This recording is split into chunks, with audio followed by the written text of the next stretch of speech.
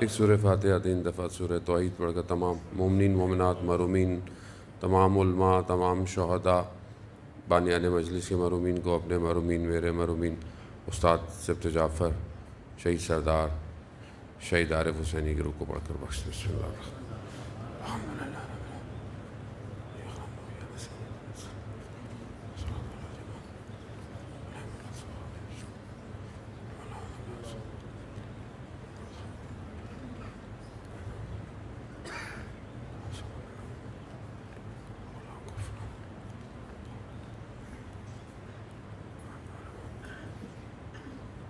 امام زمانہ کی سلامتی کے لیے ایک دفعہ صلوات بھیجتے.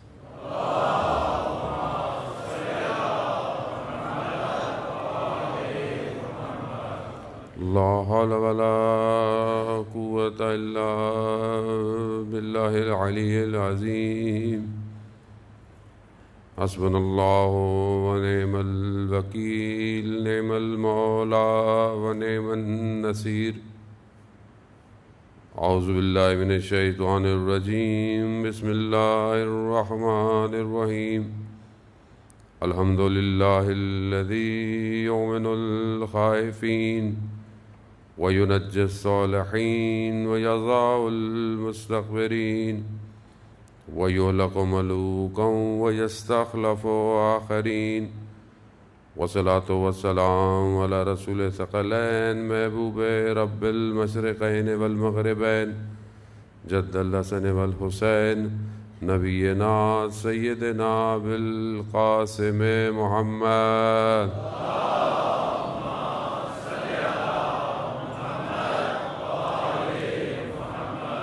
وعلی آلہ الطیبین الطاہرین المعصومین، لا سیما بقیت اللہ فی الارضین. روحی وارواحنا لتراب مقدمہ الفدا، ولعنت اللہ علی اعدائهم اجمعین.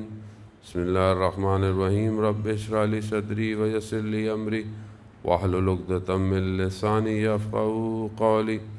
اما بعد فقد قال اللہ تبارک تعالی فی کتاب الحکیم والقرآن المجید، وما خلقت الجن والانس الا لیعبدون. صلوات بھیج دے محمد والے.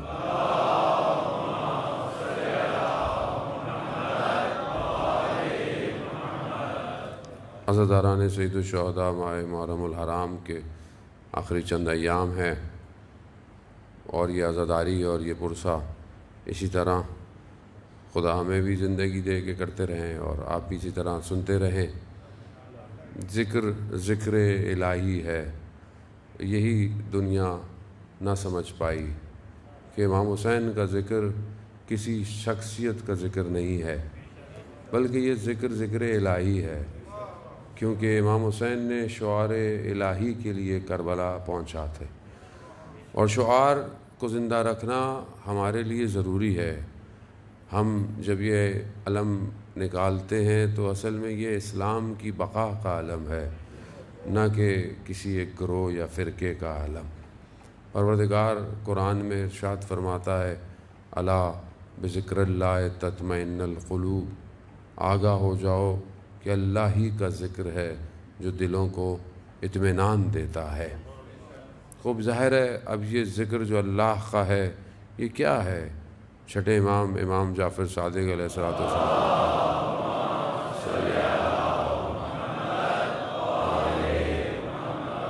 امام فرماتے ہیں، نحن ذکر اللہ، ہم اللہ کا ذکر ہیں، یعنی ہمارا ہی ذکر ہے جو اطمینان دلائے گا.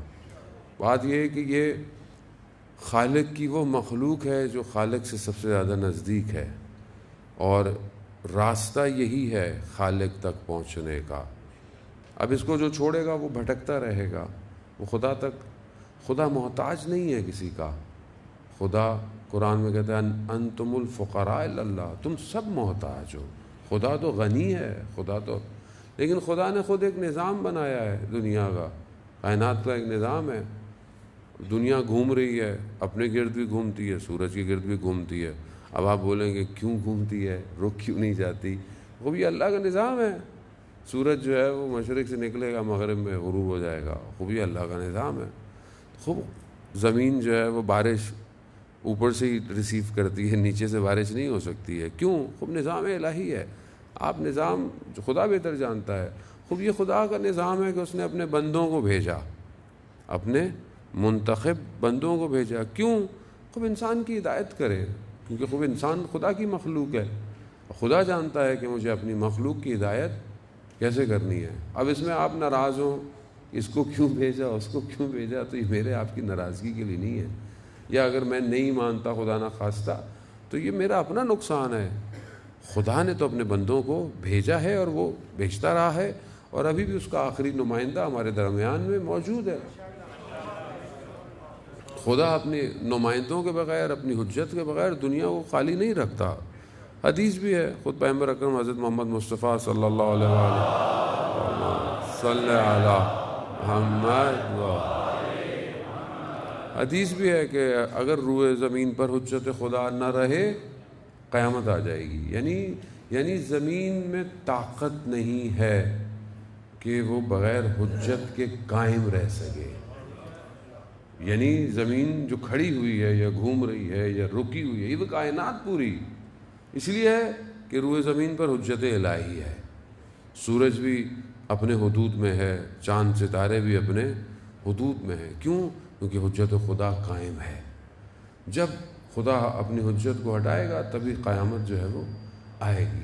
اب ہم اس کو ڈسکرائب اصل میں نہیں کر سکے کہ امام کہتے کسے ہیں, امام کی ہستی کیا ہے, امام کون ہے. اسی وجہ سے ہمیں ہماری زندگی میں امام کم نظر آتا ہے. یعنی آپ یوں سریں کہ جو ہماری زندگی کا کینوس ہے اس میں امامت کا کلر کم ہے, کیونکہ ہم امام کو پہچانے نہیں ہیں. اور جب نہیں پہچانیں گے تو ظاہر ہے معرفت حاصل نہیں ہوگی. جب معرفت نہیں ہوگی تو پھر عمل بھی کمزور ہو جائے گا, انسان کا عمل جو ہے ویک ہو. اسی وجہ سے آج آپ دیکھیں کہ دنیا میں اگر مشکلات ہیں تو اسی وجہ سے کہ سسٹم کو نہیں پہچانا گیا. پروردگار نے یہ سسٹم دیا اس لیے ہے کہ اس کے ذریعے سے بشریت قیامت تک اس کمال تک پہنچے جس کے لیے اسے خلق کیا گیا ہے. ولایت کا نظام, امامت کا نظام آج لوگوں کو سمجھ میں نہیں آتا, یا بہرحال لوگوں کو تو خیر تاریخ میں بھی کئی لوگوں کو سمجھ میں نہیں آیا. تو اس میں اتنی مشکل والی بات نہیں ہے کہ اگر آج کوئی جو ہے وہ ویسے بھی سارے لوگ سوشل میڈیا کے مجاہد ہوتے ہیں, باقی کوئی مجاہدت نہیں ہے ان لوگوں کی. سب ویسے ہی چیپٹر ختم ہو گیا. اب یہ والا جو چیپٹر تھا نا جہاد کا, یہ ویسے ہی بند ہو گیا. اب آپ نے دیکھ لیا کہ کیا تھا اور کتنا تھا, کیونکہ جہاد وہیں ہے جہاں امام ہے. امام کے بغیر کوئی جہاد کر بھی نہیں سکتا. وہ کرتے رہے جہاد 20 سال تک, کیا ہوا؟ جس دن قبلہ چینج ہوا ہے اس دن دشمن بھاگ آئے. آپ لوگوں سے یہ توقع نہیں تھی کہ آپ کا سیاسی بصیرت اتنی سلو ہو کہ سب کھول کے بیان کرنا پڑے. صلوات بھیجتے محمد والے.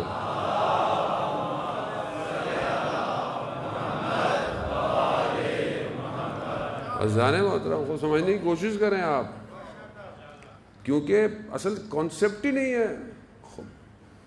جان دینا کوئی کمال تھوڑی ہوتا ہے. امام کے راستے پر جان دینا آپ کی جان کو کمال پہ لے کے جاتا ہے. ورنہ تو لوگ تاریخ میں پتہ نہیں کتنے مرتے رہے, لیکن جو امام کی گرد گھوم کر مرے آج آپ انہیں سلام کرتے ہیں. کیوں؟ کیونکہ امام کو پہچان گئے تھے. جو آج امام کو پہچان گئے ہیں آپ ان کے سامنے دیکھیں, آج بھی وہ پرواز کر رہے ہیں. اگر زندہ ہیں تو بھی پابند ہیں, اور اگر دنیا چلے گئے ہیں تو مرے تھوڑی ہیں کوئی, وہ بھی زندہ ہے. خود قرآن کہہ رہا ہے کہ تم گمان نہ کرو کہ جو اللہ کی راہ میں مارے جائیں وہ مردہ ہیں.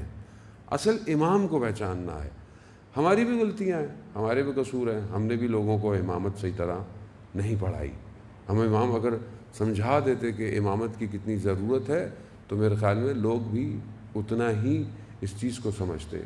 ہم نے بھی اپنی درسگاہوں سے, جو اصل درسگاہ ہے کربلا درسگاہ ہے, ہم نے بھی خاص طور پہ ہمارے خطے نے اس کو ایک عجیب رنگ دے دیا, جس کی وجہ سے کئی سال پہلے سے جب کہا جاتا تھا کہ یہ چیزیں نقصان دہ ہیں, اس وقت ہماری سمجھ میں نہیں آتی تھی. اب جب سوشل میڈیا نے اتنا ہنگامہ مچا دیا اور آپ کے گرد و نواحوں کی چھوٹے چھوٹے ویڈیو کلپ لوگوں کو دکھایا, بولا یہ ہے مذہب, تو اب آپ خود ڈیفینڈ نہیں کر پاتے اس کا, کیونکہ وہ اصل ہے ہی نہیں. اصل جو آپ کے پاس ہے وہ وہی ہے جو اساس ہے عزیزان محترم. حوضہ نجف اور حوضہ قم وہ زحمتیں ان کی ہیں. وہ زحمت ہے کہ جہاں علماء نے اتنی زحمتیں کی. سید علی قاضی طباطبائی رضوان اللہ تعالیٰ علیہ بتاتے ہیں کہ جب میں نجف آیا تو میں نے مولا کے حرم کے پاس کھڑا ہوا تھا اور دیکھا کہ ایک طالب علم جس کو میں دیکھتا رہتا تھا لنگڑاتا ہوا چل رہا ہے، یعنی بدن کا توازن بیلنس نہیں ہے. تو میں نے کہا کہ اس کو کیا ہو گیا؟ میں تو اس کو چند دن پہلے دیکھا تھا. تو وہ جو بیچنے والا اسٹریٹ سیلر ہوتا ہے، جو دکان آپ ہی جائیں حرم کے آس پاس لوگ بیٹھے ہوتے ہیں، اس میں بیٹھا ہوا کوئی، اس بیچنے والے نے سوچیں آپ نجف کو سمجھے نجف ہے کیا. وہ بیچنے والا کہتا ہے کہ یہ وہاں سے آ رہا ہے جہاں حمام بنتے ہیں. حمام کون ہے؟ خطبہ حمام. نہج البلاغہ خطبہ حمام یعنی خطبہ متقین، کہ جو امام نے ایک شخص کو متقین کی صفات بتائی تھیں، اس شخص کا نام تھا حمام. وہ صفتیں سنی اس نے اور اس کا انتقال ہو گیا تھا. دکان والا جو سڑک پہ بیٹھا وہ کیا کہہ رہا ہے؟ اس نے خطبے کی عبارت پڑھی. یہ ہے نجف کے سڑک پہ بیچنے والا، نہج البلاغہ کی عبارتیں اسے یاد ہیں. وہ کہتا ہے کہ یہ وہاں سے آ رہا ہے جہاں حمام بنتے ہیں. کہاں سے آ رہا ہے؟ کہا ملا کلی حسین ہمدانی کے درس سے. وہ درس ایسا کہ جس نے 300 ولیوں کو بنایا ہے. طالب علم نہیں بنائے. آپ کے 2-4 طالب علم بن جائیں بندہ خوش ہوتا ہے. ہمارا مدرسہ ولی بنائے، ولی الزمان بنائے. وہاں سے آ رہا ہے. درس ایسا ہوتا تھا، خوف الہی ایسا کہ بدن کی ہڈیاں ٹیڑھی ہو جاتی تھیں اور کچھ دیر لگتی تھی بدن اپنی جگہ پہ واپس آتا تھا. یہاں کیوں؟ انا مدینۃ العلم وعلی بابوہا. میں علم کا شہر ہوں اور علی اس کا دروازہ ہے. خود دروازے سے آؤ تو ایسا علم ملے گا. شیخ مقدس اردبیلی کو کسی عالم نے خواب میں دیکھا. مقدس اردبیلی آپ جانتے ہیں امام زمانہ سے ملاقاتیں ہیں. امام زمانہ رات کی تاریکی میں وضو کر رہے ہیں، کنویں میں پانی کے لیے بالٹی ڈالی ہے، پانی ڈالا، پانی نہیں آیا، ہیرے جواہرات آئے. شیخ مقدس کہتے ہیں پروردگار مجھے تو وضو کے لیے پانی چاہیے، مجھے ہیرے جواہرات نہیں چاہیے، واپس بھیج دیا. عالم کہتا ہے کہ میں نے خواب میں دیکھا کہ مولا متقیان کے حرم کے صحن میں سے نور کی حالت میں بلند ہو رہے ہیں. تو میں نے پوچھا کہ شیخ یہ سب کہاں سے ملا؟ تو زری کی طرف اشارہ کیا امام کی، کہا سب کچھ یہیں سے ملتا ہے. خب باب علم ہے، علم یہاں سے نہیں ملے گا تو کہاں سے ملے گا؟ لیکن بات یہ ہے کہ علم حاصل کیا جائے تب کی بات ہے نا. جب آپ دروازے کے باہر کھڑے ہو کے واہ واہ کرتے رہیں گے دروازہ بہت اچھا ہے، دروازے کی لکڑی بہت اچھی ہے، دروازے پہ جو ہے وہ ہیرے جواہرات لگے ہوئے ہیں، اندر آ ہی نہیں رہے آپ. اور قوم واہ واہ کرتی رہی کئی سال سے باہر کھڑے ہو کے، اندر نہیں آ رہی. رسول کہہ رہے ہیں انا مدینۃ العلم، میں ہوں شہر، علی دروازہ ہے، دروازے سے اندر آؤ. ہم اندر ہی نہیں آ رہے. تو جب ہم نہیں سمجھیں گے تو ہم دنیا کو کیا سمجھائیں گے؟ آپ مجھے بتائیں نا. قصور تو ہمارا اپنا ہے اس میں، لوگوں کا قصور تھوڑی ہے اس میں. ہم نے خود زندگی میں نہج البلاغہ کتنی دفعہ پڑھی؟ میں اپنے آپ کو کہہ رہا ہوں، آپ کو نہیں کہہ رہا خدا نخواستہ. کتنا ہم نے اس میں چیزوں کو ایکسٹریکٹ کیا، کتنا آج نہج البلاغہ میری زندگی میں مؤثر ہے. آج نہج البلاغہ میری زندگی میں کیا ہے؟ یعنی میرے زندگی میں کوئی کارآمد چیز ہے کہ نہیں ہے؟ آپ وہ چیز پڑھتے ہیں نا جو آپ کو آج فائدہ دو. آج بولیں کہ آج کے لیے میرے لیے کیا ہے؟ بچے اسکول جاتے ہیں، جو کہ کبھی کبھی جاتے ہیں، تو آج کل ویسے ہی بند ہیں دوبارہ. تو بہرحال جو بھی سبجیکٹ پڑھتے ہیں، کتاب پڑھتے ہیں، تو کہتے ہیں خود مجھے فائدہ ہے. فزکس پڑھیں، کیمسٹری پڑھیں، سائنس پڑھیں، بایولوجی پڑھیں، کمپیوٹرز پڑھیں، کچھ بھی پڑھیں. کیوں؟ کیونکہ ابھی فائدہ دے رہی ہے. شاید اگر وہ چیز جو آج آپ کو فائدہ نہیں دے رہی ہے کل آپ کو فائدہ آپ کہہ رہے ہیں تو یوزلیس ہے، میں اپنا ٹائم ضائع کر رہا ہوں.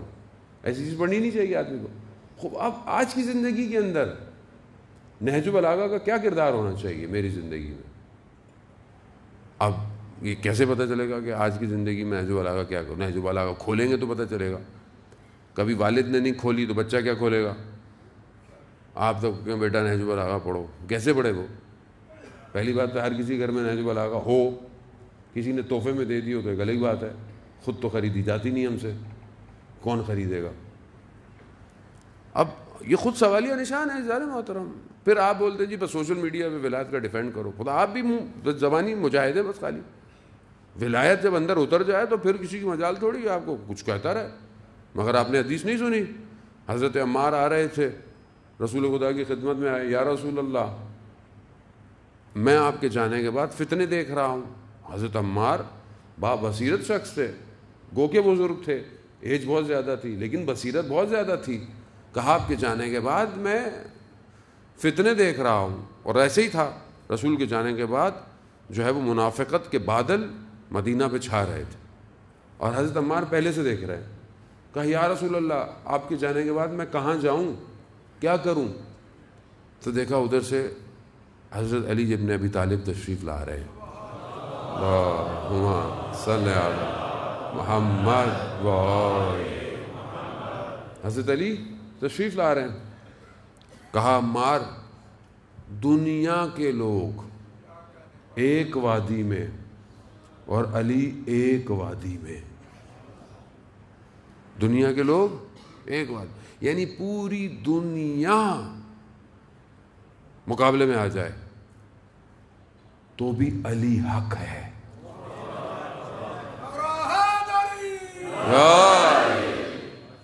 اسی لیے یہ جو حدیث ہے نا کہ اما المال حق و حق المال عمار، وہ اس وجہ سے ہے. کیوں؟ کیونکہ حضرت عمار کہیں جا ہی نہیں سکتے سوائے علی کے. تو حضرت علی جہاں جہاں جائیں گے حق جو ہے وہ وہیں. علامہ امینی کا مشہور واقعہ ہے آپ کے اذان علی کو معطر کرنے کے لیے. علامہ امینی نے دیکھا کہ بغداد کا ایک پروفیسر ہے اور ہے دوسرے فرقے سے تعلق رکھتا ہے لیکن امام علی پر کتاب لکھ رہا ہے. تو انہوں نے کہا کہ میں جاتا ہوں کہیں کچھ غلطی نہ لکھ دے کیونکہ کتاب چھپ جائے گی. ان کے گھر میں گئے، جیسے گھر میں داخل ہوئے تو گھر والے بڑے خوش ہوئے، بڑا گھروں میں سے اہل خانہ سے خوشی کی آواز آئی. انہوں نے خیر چلے گئے، بیٹھے اس سے سوال کیا کیا لکھ رہے ہو، کیا لکھ رہے ہو؟ مناقب لکھ رہے ہو یعنی فضائل لکھ رہے ہو؟ اس نے بولا وہ کیا ہوتے ہیں؟ کہا کہ یہی علی المال حق و حق المال علی، یعنی علی حق کے ساتھ ہے اور حق. کہا یہ تو حضرت عمار کے لیے بھی ہے، یہ کو حضرت علی کی فضیلت تو نہیں ہے؟ کہا نہیں، حدیث کا اگلا حصہ دونوں کا الگ ہے. حضرت عمار کے لیے یہ کہ حق جہاں جہاں ہوگا عمار وہاں وہاں جائیں گے، لیکن حضرت علی کے لیے ایسا نہیں ہے. کہا ہے کہ علی جہاں جہاں جائے گا حق وہاں وہاں جائے گا.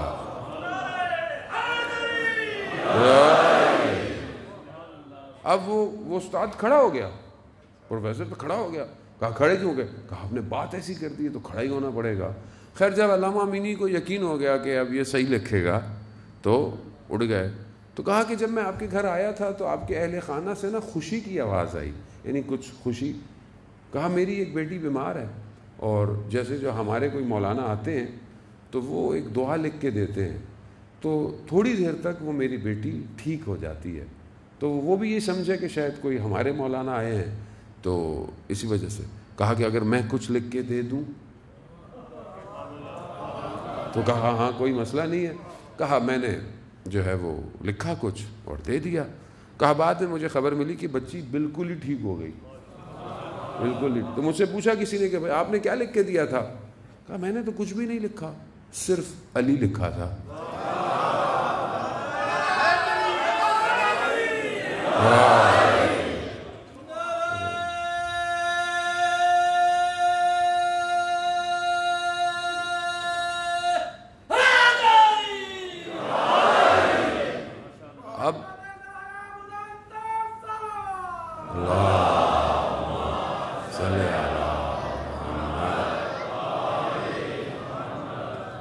اب عزیزان محترم کیوں علامہ امینی نے صرف نام لکھا اور کام ہو گیا؟ نام ایسا ہے لیکن لکھنے والا کیسا تھا؟ 30 سال ایک کتاب امام علی کے لیے لکھی ہے، غدیر، چند جلدیں، 30 سال لگا دیے. مولا کائنات کی فضیلتوں کو، اشعار کو جہاں جہاں سے جو ملا جمع کیا، 30 سال. اب ایسے شخص کے لیے امام نہیں کریں گے تو کس کے لیے کریں گے؟ اب ہم اپنی زندگی میں دیکھیں عزیزان محترم، ہم نے اپنے اوپر ظلم کیا ہے. ظلم تو نفسی ہے. مولا تو مولا ہے، ان کو کوئی فرق نہیں پڑتا. بات یہ کہ ہم نے کیا کیا. تو نہج البلاغہ آج ہم جو بہرحال آج ہماری زندگی میں کہاں ہے؟ امام کے چھوٹے چھوٹے اقوال جو امام کے آخر میں بھی ہیں، کلمۃ الکسار میں بھی ہیں، حکمتیں ہیں، وہ حکمتیں آپ اس کو کمپیئر کریں اپنی زندگی سے، آپ کو پتہ چلے گا کہ ایسا لگے گا کہ امام آپ سے گفتگو کر رہے ہیں اور ہر زمانے کے لیے ہے، یعنی ہر چیز ایسی ہے. کتنا زبردست کال ہے امام کا. میں پچھلے دنوں ایک کانفرنس کر رہا تھا انٹرنیشنل امام کی شخصیت پہ، ویبنار کی توفیق ہوئی. تو ہمیں تو توفیق ہو جاتی ہے تو ہم پتہ نہیں کیا کیا پڑھ لیتے ہیں، نہیں ہوتی تو پتہ نہیں ہم بھی ایسے ہی ہوتے، تو ابھی کیا کہیں. بہرحال یہ بھی خدا کا شکر ہے کہ توفیق، اس لیے توفیق طلب کیا کریں کہ کوئی نہ کوئی توفیق ملتی رہے. امام کا قول ہے کہ اپنے دشمن کو 100 موقع دو، یعنی 100 چانس دو کہ وہ تمہارا دوست ہو جائے. اپنے دشمن کو 100 چانس دو، 100 یعنی زیادہ زیادہ اس کو چانس دو کہ وہ تمہارا دوست ہو جائے، اور اپنے دوست کو ایک بھی موقع نہ دو کہ وہ تمہارا دشمن ہو جائے. اب آپ دیکھیں کہ کتنا ہیومن سٹرکچر کے اندر یہ بات کیسی فکس آتی ہے. یعنی انسان کی جو آرگنائزیشن بیہیویئر سچویشن ہے اس کے اندر یہ کتنی امپورٹنٹ چیز ہے کہ آپ کے زیادہ زیادہ دوست ہونے چاہیے، دشمن نہیں ہونا چاہیے آپ کا. خام کا اپنا دشمن انسان کو نہیں بنانا چاہیے، نہ اپنے کاموں کی جگہ پہ، نہ رہنے کی جگہ پہ، نہ کسی جگہ. انسان دوست ہو. مولا کی شخصیت میں بھی آپ دیکھیں نا، جاذبہ ہے. آپ کتاب پڑھیں استاد شہید مطہری کی، جاذبہ علی و دافع علی، اردو میں ترجمہ ہو چکی ہے. آپ دیکھیں کہ امام کیسے جذب کرتے ہیں. امام کی شخصیت میں جو جاذبہ ہے وہ کیسا ہے کہ ہر کوئی جذب ہو رہا ہے، ہر شخص جذب ہوا ہے مولا کی ہستی کے اندر، چاہے وہ امام کو مانتے بھی نہیں ہو. آج آپ دیکھیں کہ جو لوگ مسلمان نہیں بھی ہیں، کرسچن ہیں، مسیح ہیں. میں خود ایک ابھی جو پوپ ہے جرداق مسیح، تو ظاہر ہے اس کو تو انتقال ہو گیا، اور کرسچن تھا، لبنان کا رہنے والا، جس نے زندگی میں 200 دفعہ نہج البلاغہ پڑھی تھی.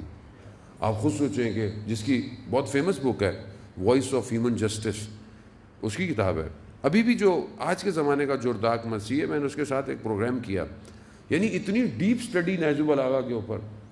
وہ مذہب کوئی اور ہے لیکن امام کی شخصیت ایسی ہے کہ جذب کا. آپ بتائیں طول تاریخ میں کون سی ایسی شخصیت ہے صدر اسلام سے لے کر آج تک کہ جسے دوسرے مذہب اٹریکٹ ہوئے ہو؟ مجھے بتائیں آپ. اب آپ اپنے لیے تو لیفٹ رائٹ کر کے چیزیں بنا لیں گے، کچھ بھی کر لیں گے، آپ دوسروں کو کہاں سے قائل کریں گے؟ آپ اپنی طرف سے تو چیزیں بنا لیں، راوی بھی بنا لیں، کچھ بھی کر لیں، لیکن آپ ایسی شخصیت پیدا کیسے کریں گے؟ آیت اللہ مظاہری اپنی کتاب جہاد بن نفس میں لکھتے ہیں کہ مولا متقیان کا کام کیا تھا؟ کنویں کھودنا پانی کے اور لوگوں میں تقسیم کر دینا. خوب کیوں؟ لوگوں کو فائدہ ہو. رسول خدا کی حدیث بھی ہے کہ تم میں سے بہترین شخص وہ ہے جو دوسروں کو فائدہ دے. دوسروں کو فائدہ دے. رسول اب مولا کائنات کنویں کھودتے تھے، لوگوں کو دے دیتے تھے.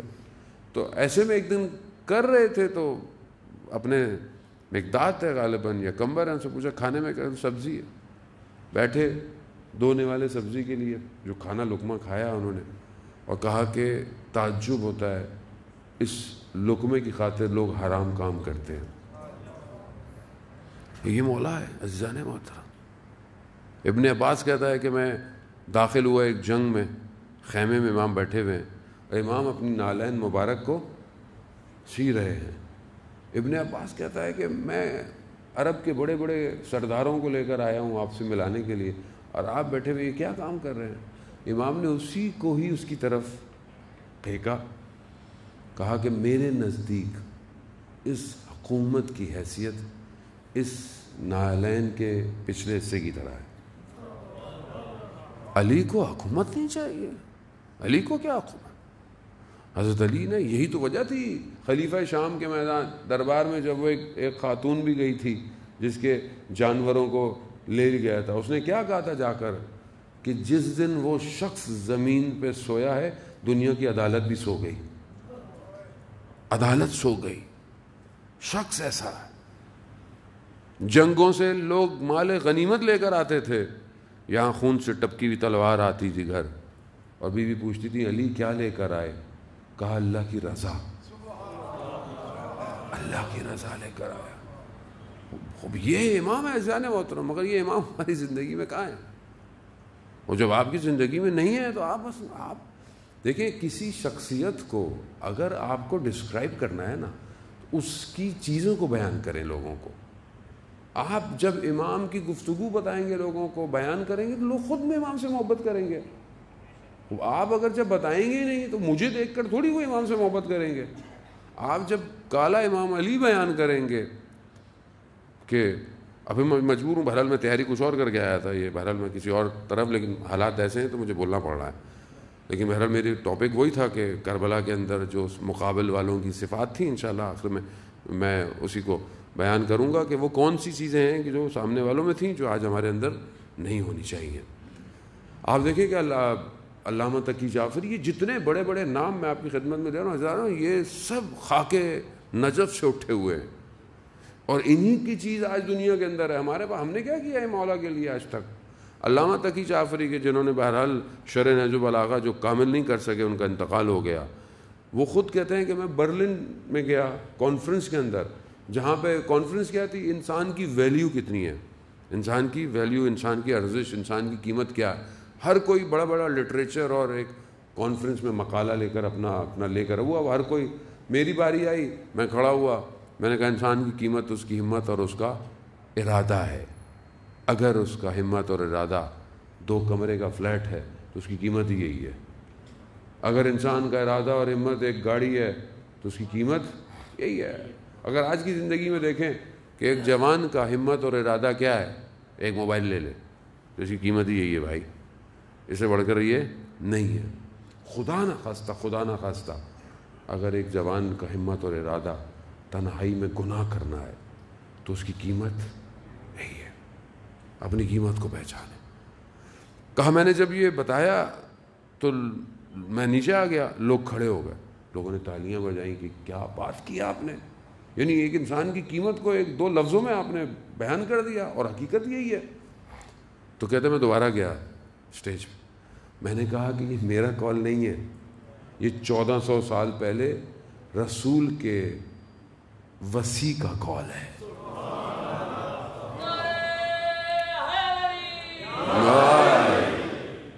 اب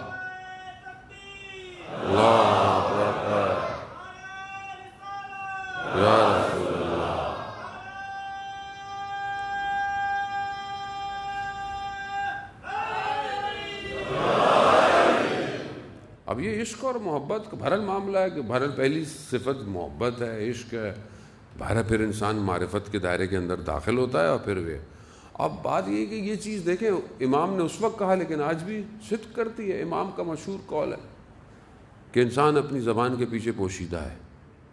اب آپ کچھ بھی کر لیں، آپ سامنے سے بہت اچھے کپڑے پہن لیں، اپنا حلیہ اچھا کر لیں، لیکن جب آپ کو کچھ پھنسیں کسی جگہ پہ اور آپ بولنا شروع کریں تو پتہ چلے گا آپ اندر سے کیسے ہیں. تو یہ کتنا زبردست ہے امام کا، انسان اپنی زبان کے پیچھے پوشیدہ ہے. تو اب یہ جو انسان کو اندر سے پہچان رہا ہے، یہ کون ہے؟ اتنا پہچان رہا ہے کہ قیامت تک کے انسان کی فارمیشن کے فارمولے دے دیے.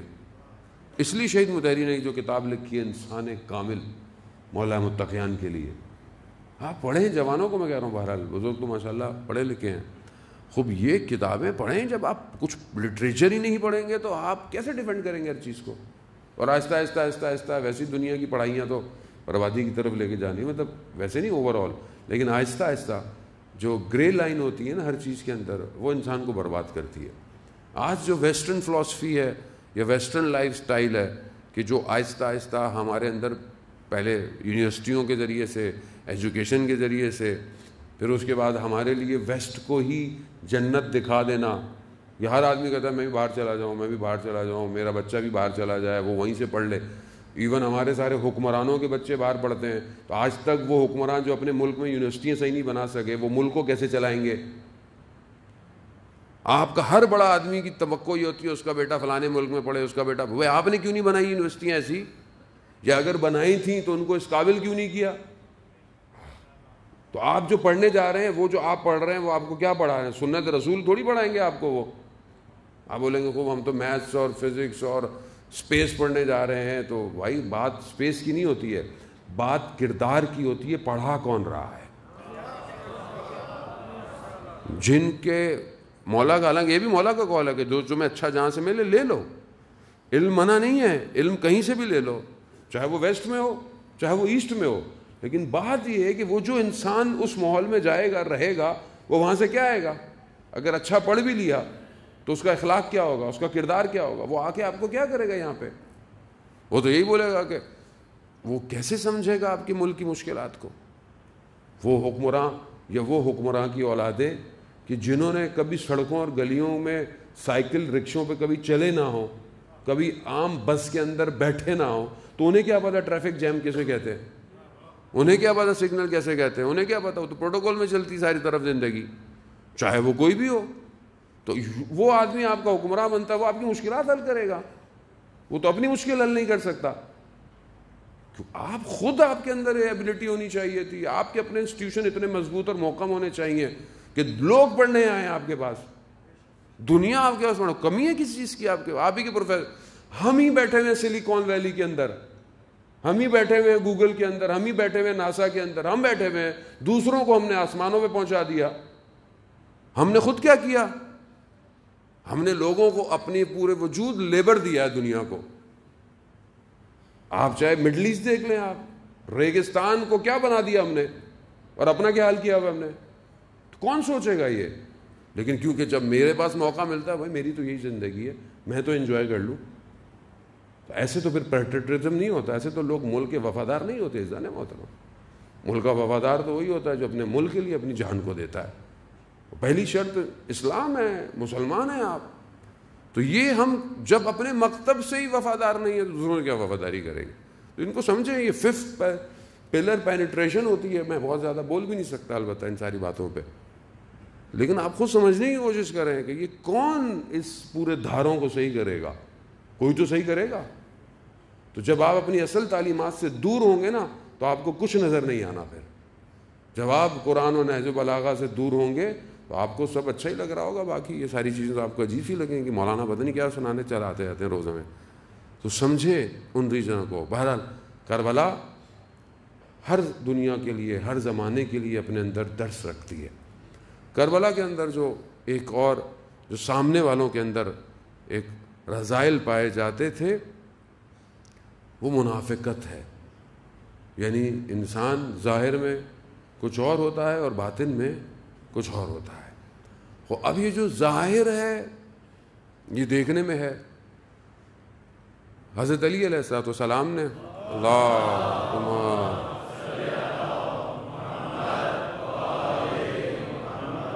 مولانا نے جو بلاغہ میں جو لیٹرز لکھے ہیں، کچھ لوگوں کو امام نے لیٹرز لکھے ہیں، اس لیٹر میں غالباً 27واں لیٹر ہے کہ جو انہوں نے محمد بن ابی بکر کو، جو خلیفہ دوم کے بیٹے تھے محمد، ان کو ایک لیٹر لکھا ہے.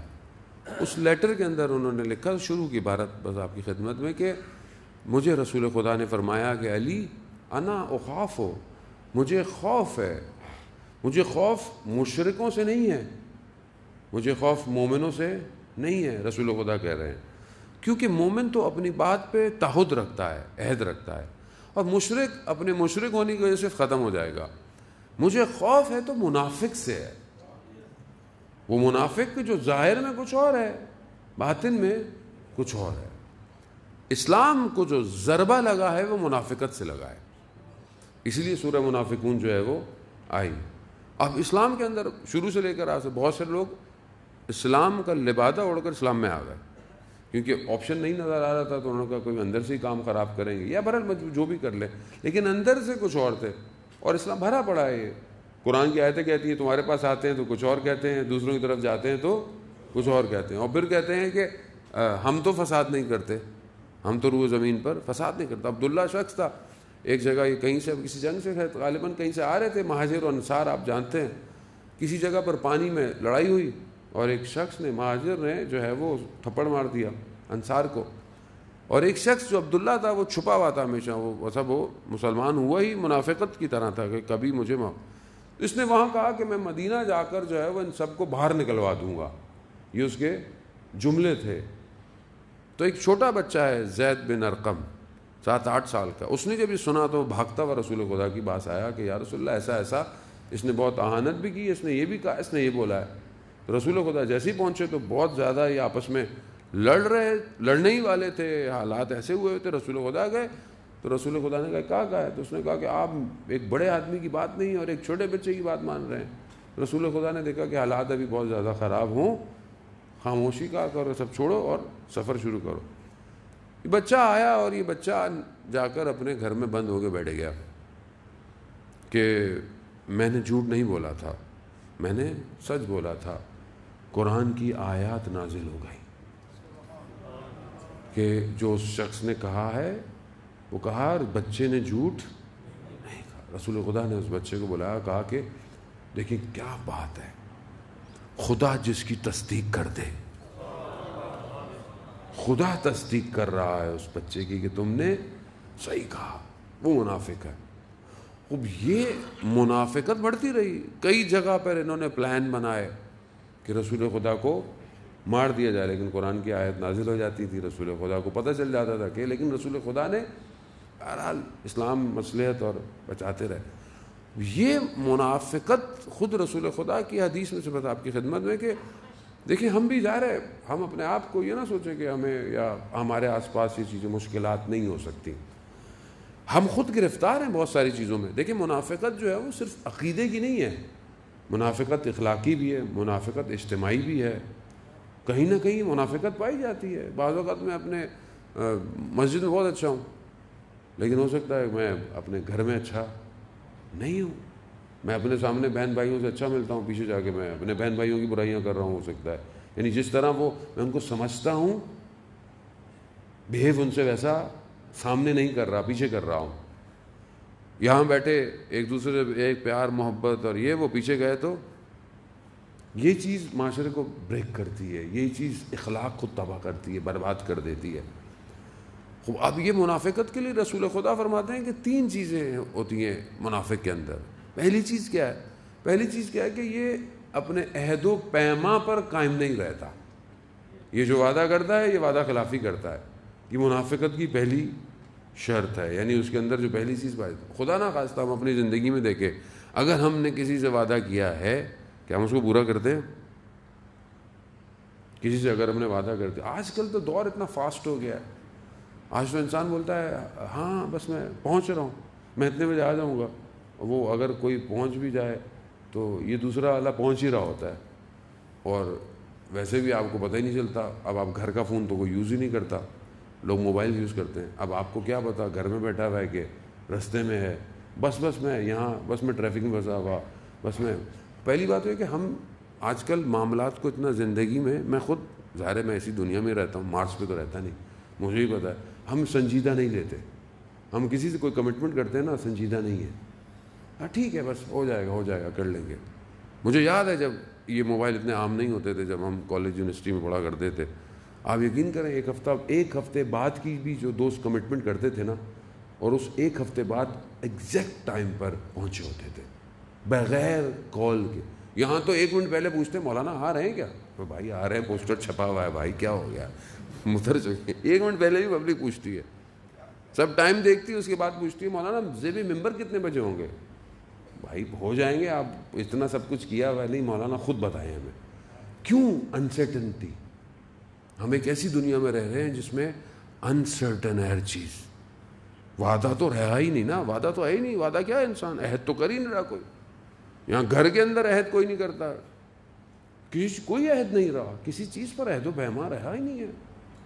ہم خود ایک ایسی منافقت کی فضا کے اندر زندہ ہیں کہ آپ تصور نہیں کر سکتے، اور بہت زیادہ ہم مشکلات کا شکار. یہی چیز انسان کے باطن کو ہٹ کرتی ہے.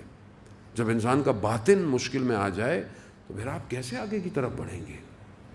سر سجدے میں ہے لیکن دل کہیں اور ہے، دل کہیں اور ہے، انسان کا قلب کہیں اور ہے. خوب اس کو دور کرے. انسان بہرحال پریکٹس سے کرنا پڑتا ہے، انسان بغیر پریکٹس کے زیادہ نہیں کر سکتا. دوسری چیز جو منافق کی جو خصوصیتیں ہیں، آپ یوں کہہ لیں کہ احادیث کی روشنی میں، یہ امانت دار نہیں ہے. اس کو امانت دیں، یہ امین نہیں ہے. ہمارے اندر کوئی دے دے کوئی امانت تو یہ کہہ کے استعمال کر لیتا بھائی کیا ہو گیا، اس کو پتہ ہے ہم دوست ہیں ہمارے، امانت ہے استعمال کر لو. نہیں عزیزان تو امین ہے. اگر کوئی امانت دے رہا ہے چاہے ظاہری چیز ہو چاہے کوئی ہو، بہرحال اس کو آپ نے امانت دینا ہے، چاہے وہ بھائی نے کیوں نہ دی ہو، چاہے وہ گھر والوں نے کیوں نہ دی ہو. تو وہ خیر اب تو خیر بہرحال مجھے نہیں پتا، ہاسٹل کا ٹائم میں فریج میں کوئی چیز رکھے تو اگر لکھ بھی دو تو بھی یہ کیا کہ استعمال کرتا نہیں، یہ تو سب حلال ہی ہے، سب ایک جیسے ہیں، سب کے لیے کیا مسئلہ ہے. تو یہاں امانت آپ کیسے، اور امانت صرف مادی نہیں ہے. میں سمجھتا ہوں جس دور میں ہم زندہ ہیں اس دور میں مادی امانت کوئی نہیں، اس ٹائم پہ ساری امانتیں دوسری ہیں. مثال کے طور پر اگر آپ کو میرا کوئی راز پتہ ہے تو آپ کیا اس کے امین ہیں؟ میں آپ کا دوست ہوں، آپ نے مجھے کوئی دوست سمجھ کے کوئی بات کہی، کیا میں نے آپ کا راز اپنے پاس رکھا؟ جو کل میں آپ کو مومن کی صفات بتائی تھیں کہ مولا نے بتایا کہ ہمارا چاہنے والا کیسا ہو کہ پہلا وہ اول نماز پہ اسے نظر آئے، دوسرا وہ بھائی چارگی میں نظر، تیسری چیز اگر اسے آزمانا ہے تو اسے راز اور اسرار پہ آزماؤ کہ کیا وہ تمہارے رازوں کو رکھتا ہے یا نہیں رکھتا. تو یہاں تو انسان کو پتہ چل جائے، آپ کو پتہ ہے فلانے شخص کا، اس کو تو بیچارے کو کیا بتاؤ، نہیں پتہ بتا دیا. یہ رازداری، یہ امانت داری ہے عزیزان محترم. کسی کو ہو سکتا ہے کسی سے غلطی ہو جائے، کسی سے حادثہ ہو جائے زندگی میں، آپ کیوں بتا رہے ہیں کسی کو؟ تو امانت بہت زیادہ ضروری ہے. خوب یہ چیزیں جو ہیں وہاں کربلا کے سامنے نہیں پائی جاتی تھیں. منافقت تھی، نمازیں تھیں، قرآن تھا، تکبیریں تھیں، قرآن کی وہ آیتیں پڑھتے رہے اپنے عمل کو جسٹیفائی کرنے کے لیے کہ خدا نے ہمیں یہ سب کچھ دیا ہے، خدا نے ہمیں قرار دیا ہے. وہ منافق تھے، منافقت پائی جاتی تھی. نہ عہد و پیما تھا ان کی زندگیوں میں، مگر عہد و پیما پروردگار نے نہیں لیا. پروردگار قرآن میں کہہ رہا ہے الم عہد یا بنی آدم، کیا بنی آدم ہم نے تم سے عہد نہیں لیا کہ تم ایسے عمل کرو اور شیطان کی عبادت مت کرو؟ مگر یہ سامنے کیا کر رہے تھے لوگ. اور امانت تو خیر ان کے یہاں کیا امانت تھی، اللہ اور اللہ کے رسول کی امانتیں درمیان میں تھیں. وہ عزیزان محترم، ہم اپنے اس دور کے اندر جس معاشرے میں ہیں ہمارے اندر بھی یہ مشکلات پائی جاتی ہے. لیکن اب آہستہ آہستہ جتنا وقت ظہور کے نزدیک ہوتا جا رہا ہے اتنا گریل ایریا کم ہو رہا ہے. یعنی بلیک اور وائٹ دو ہی چیزیں، حق اور باطل، تیسرا کچھ نہیں ہے. یہ تیسرا جو ہے نا یہ منافقت ہے کہ میں ادھر بھی ہوں میں ادھر بھی ہوں. بھائی ادھر ادھر نہیں ہے، یا ادھر ہو جاؤ یا ادھر ہو جاؤ، نہیں میں ادھر بھی ہوں میں ادھر بھی ہوں. یہ خاص طور پہ مومنین کے درمیان میں بہت ضروری ہے کہ زمانہ جتنی تیزی سے بڑھ رہا ہے نا اپنے امام کے ظہور کے لیے، وہاں ہمیں اپنے آپ کو صاف کرنا ہے. خدا نہ خواستہ اگر ہم دیکھیں ہم جس طرف ہوئے اور ظہور کے ٹائم پر ہم اسی طرف گریں گے. اب یاد رکھیے گا اگر حق کی طرف رہے تو پھر حق کی طرف جھکیں گے، کیونکہ زمانہ آخری چیک کر رہا ہے. روایت ہے امام جعفر صادق علیہ السلام، اللہم صلی علی محمد، روایت ہے امام فرماتے ہیں کہ آخری زمانے میں ایسا غرب گوار یعنی ایسی چھاننی جو ہے وہ سادہ زبان میں چھانا جائے گا، اتنا یعنی اٹھا پٹخا جائے گا کہ خالص نکالا جائے باہر، خالص نکالا جائے. اب کچھ ہوگا تو باہر نکلے گا. روح بھی جب نکلتی ہے نا بدن سے تو بیان ہوتا ہے کہ روح جب بدن سے نکلتی ہے تو اب زندگی میں انسان جتنا دنیا کی طرف ہوتا ہے نا تو بدن اس کی روح کو کھینچتا ہے، یعنی اس کو پرواز کرنے نہیں دیتا. اگر وہ اپنی زندگی میں آخرت کی طرف رہتا ہے تو اس کی روح بڑے آرام سے پرواز کر جاتی ہے. لیکن اگر وہ مادے میں، دنیا میں، شہرت میں، شہوت میں، جگہ میں، مقام میں، مال میں مصروف رہتا ہے تو اس کا بدن اس کی روح کو کھینچتا ہے. اور یہ کھینچنا کہتے ہیں کئی عرصے تک چلتا رہتا ہے. آسان نہیں ہے روح کا بدن سے نکلنا، بہت تکلیف دہ عمل ہے. تو یہاں ہم اپنے آپ کو دیکھیں، زندگی بہرحال گزری جائے گی، گزری رہی ہے، اور حالات آپ کے سامنے، حادثاتی موتیں بڑھتی جا رہی ہیں، وبا جو ہے وہ بہت تیزی سے جو ہے وہ لوگ واقعاً جو ہے وہ کم عمر لوگ دنیا سے جاتے جا رہے ہیں. کئی کل بھی میں نے آپ کو بتایا بہت جوان طالب علم جو ہے وہ چلے گئے. آج بھی میں نے فون کیا تو پتہ چلا میرے ہمسائے تھے, بالکل دیوار سے دیوار لگی ہوئی, 1 مہینہ مریض رہے اور ان کا 1 ہفتہ پہلے انتقال ہو گیا. خدا ان کی مغفرت فرمائے. خوب آخری زمانہ ہے جانے, ہم اور آپ کس خوش فہمی میں کہ ہم مریں گے نہیں کیا؟ ہمیں کیا پتا, ہم نیچے ابھی میں نیچے ممبر سے اتروں میری سانس ختم ہو جائے. ذیشان حیدر جوادی اللہ مقامہ, روز عاشورہ عصر عاشورہ کی مجلس پڑھی, کہا ٹینٹ نہیں ہٹانا, جانتے تھے کہ تھوڑی دیر بعد میں انتقال ہو جائے گا. وہی ہوا, وہی ٹینٹ کھڑے رہے. وہ آدمی اس مقام پہ اللہ پہنچا دیتا ہے آدمی کو, ہم تو ظاہر ہے اس مقام پہ نہیں ہیں, لیکن ہمیں تیار تو رہنا چاہیے. زان محترم, یہ اپنے آپ کو صاف, یہ مجلس اعضا ہے ہی اس لیے خدا کا شکر کرے, یہ نعمت الہی ہے. یہ نہ ہو تو ہمارے پاس کوئی جگہ نہیں ہے بچنے کی. اس لیے کہا ہے کہ اس کو بہتر طریقے سے قائم کریں, فرش اعضا میں باادب آئیں, باوضو آئیں, تاکہ ہاتھ خالی نہ جائیں یہاں سے. یہی وہ ہیں صلواتیں, نعرے, درود اور اس کے علاوہ یہ آنسو جو روز قیامت میں بچائیں گے. اور تو ہمارے پاس کچھ بھی نہیں ہے جان محترم. تو ہمیں خود اپنی بقا کے لیے ان چیزوں کو رکھنا ہے. ان کی بقا, ان کو نہیں ضرورت ہماری, امام کو ضرورت. امام کو اکیلا چھوڑ دیا لوگوں نے, کربلا میں تھوڑے سے لوگ آئے تو کیا امام ختم ہو گئے؟ امام تو 61 ہجری میں آئے کربلا, ایسے کہ آج پوری دنیا یا حسین کر رہی ہے. تو امام تو خدا حفاظت کر رہا ہے, خدا کے نمائندے ہیں. ہمیں اپنی بقا کے لیے امام کی بارگاہ میں آنا ہے.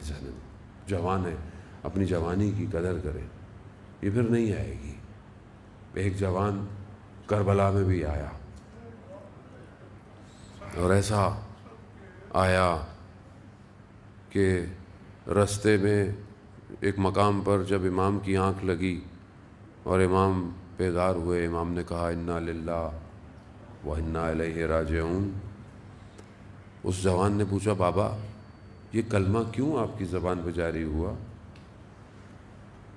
کہا, بیٹا میں نے خواب میں دیکھا کہ ایک منادی ندا کر رہا ہے اس کاروان کے پیچھے کہ موت پیچھے پیچھے ہے. کہا, بابا کیا ہم حق پہ نہیں ہیں؟ کہا, نہیں علی اکبر, ہم حق پہ ہیں. تو بابا کیا فرق پڑتا ہے موت ہم پہ آ پڑے یا ہم موت پہ جا پڑے؟ آپ معرفت نہیں سمجھ سکے علی اکبر کی. عزیزان محترم, ہمارے استاد آیت اللہ تحریری کہتے ہیں کہ حضرت علی اکبر کا مقام بہت بلند ہے, بہت بلند. یعنی جو شخص اس حالت میں کہ جب روح بدن میں ہے, سینے پہ برچھی لگی ہوئی ہے, اپنے بابا کے رخساروں کو اپنے رخسار پہ محسوس کر رہا ہے, آنکھ ذرا سی کھلی ہوئی ہے. یہی کہا امام حسین کو, یعنی ابھی روح نکلی نہیں ہے. کہا کہ بابا میں دیکھ رہا ہوں جد رسول خدا اور مولا کائنات جام کوثر لے کر میری طرف آ رہے ہیں. یہ بہت بڑا مقام ہے عزیزان محترم, بہت بڑا مقام. جناب علی اکبر بہت بڑا مقام, شبیہ پیغمبر ہے. امام حسین علیہ السلام فرماتے ہیں کہ جب ہمارا دل چاہتا تھا نانا کی زیارت کریں تو ہم علی اکبر کو دیکھتے تھے, اور جب ہمارا دل چاہتا تھا کہ ہم اپنے نانا کی آواز سنیں تو ہم علی اکبر کی آواز سنتے تھے. کہا, دیوار کے اس طرف اگر علی اکبر گفتگو کر رہے ہوتے تھے تو ہمیں ایسے لگتا تھا کہ ہمارے نانا گفتگو کر رہے ہیں. خوب خدا نے, کیونکہ امام حسین کو بہت محبت تھی اپنے جد سے, رسول خدا کے فرزند تھے. امام حسین رسول خدا کے فرزند ہیں. اسی لیے قرآن کی آیات جو مبائلہ کی, ابنانا ابناکم, کہ تم اپنے بیٹوں کو لے کر آؤ, ہم اپنے بیٹوں کو لے کر آئے, حسن حسین کو لے کر آئے. یہ بیٹے تھے رسول کے, ان کو بھی بہت محبت تھی اپنے نانا سے. یہ تو وہی جانتے ہیں, جب مدینہ چھوڑا ہے نا امام حسین نے بہت گریہ کیا ہے. آسان نہیں تھا امام حسین کے لیے مدینہ چھوڑنا. لیکن ایک نشانی دی گئی کہ دیکھو ہماری یاد آئے تو علی اکبر ہے نا تمہارے پاس، علی اکبر کو دیکھنا، گھر میں علی اکبر ہے، خوبصورت جوان ہے، کہتے ہیں کہ نقاب لگا کر رکھتا ہے، اللہ اکبر۔ اور علی اکبر کی پرورش حضرت زینب کر رہی ہے۔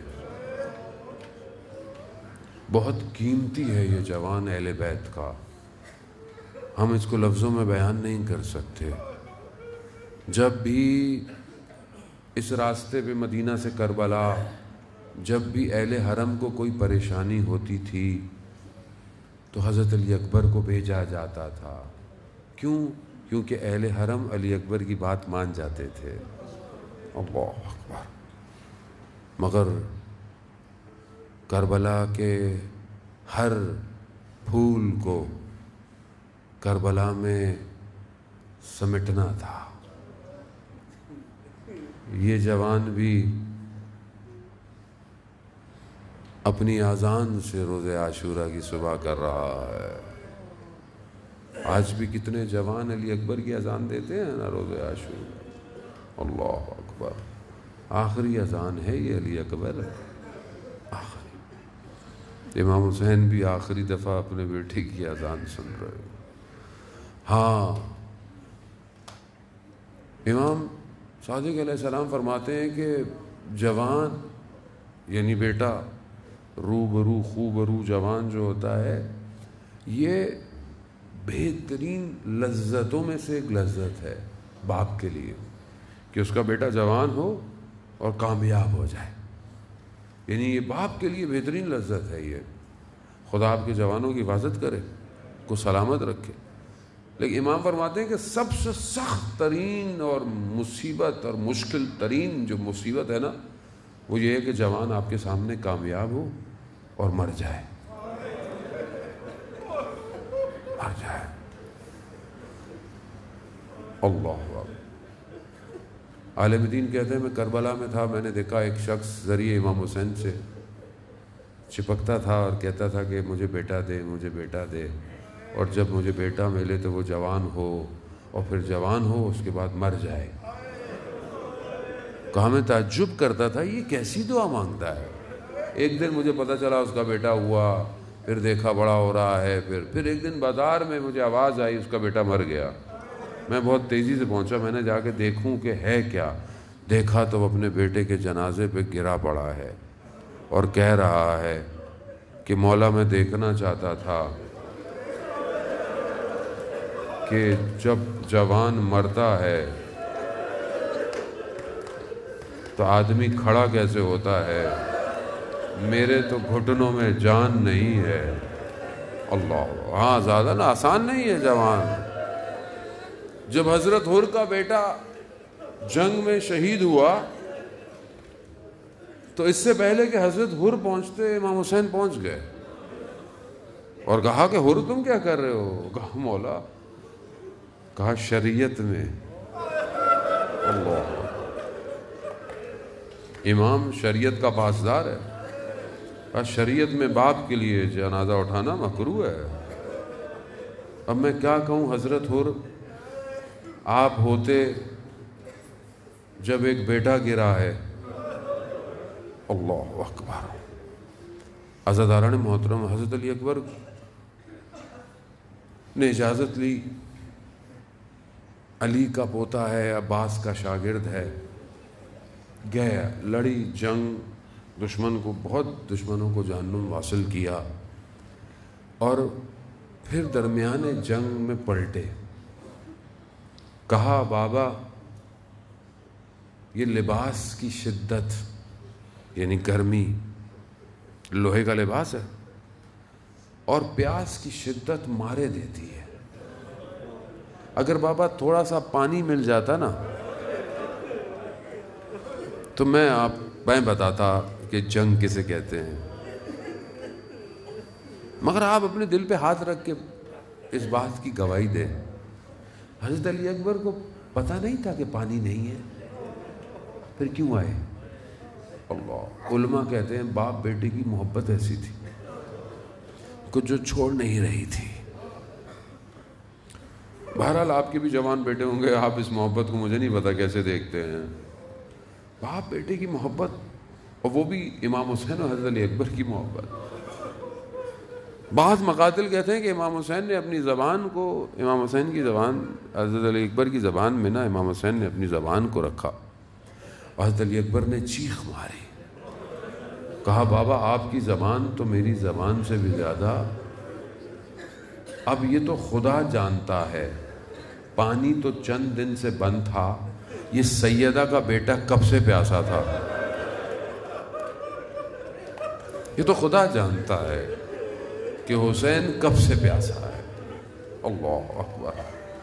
کہا علی اکبر بیٹا جاؤ، اب واپس نہیں آنا علی اکبر، اللہ اکبر، جاؤ بیٹا علی اکبر، دیر ہو جائے گی۔ کس طرح امام حسین نے حضرت علی اکبر کو بھیجا یہ امام حسین جانتے ہیں۔ بس میں تو مقتل کے چند جملے آپ کی خدمت میں عرض کرتا ہوں کہ جب حضرت علی اکبر جا رہے تھے تو امام حسین نے صرف یہی کہا، علی اکبر جتنا ممکن ہو سکے، علی اکبر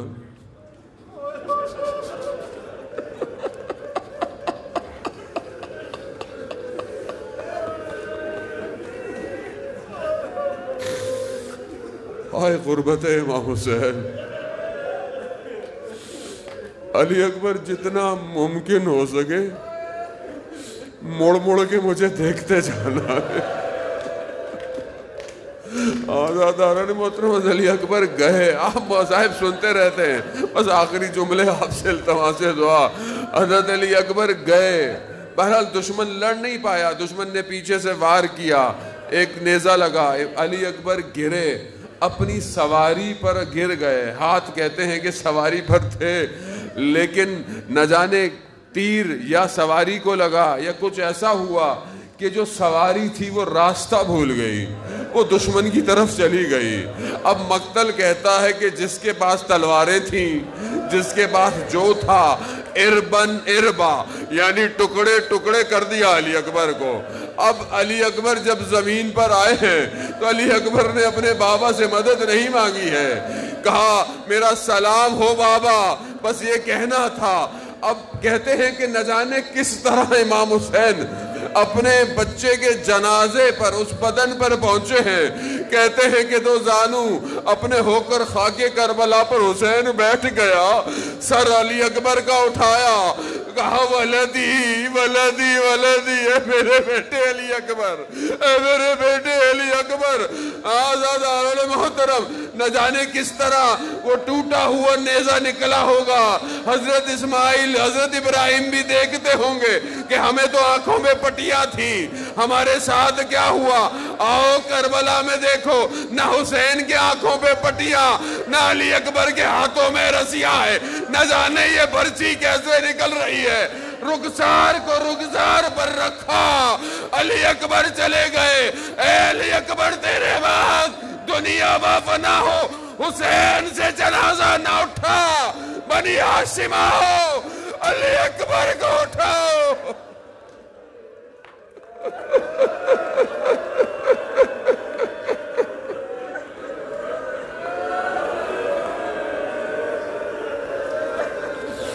ماتم حسین۔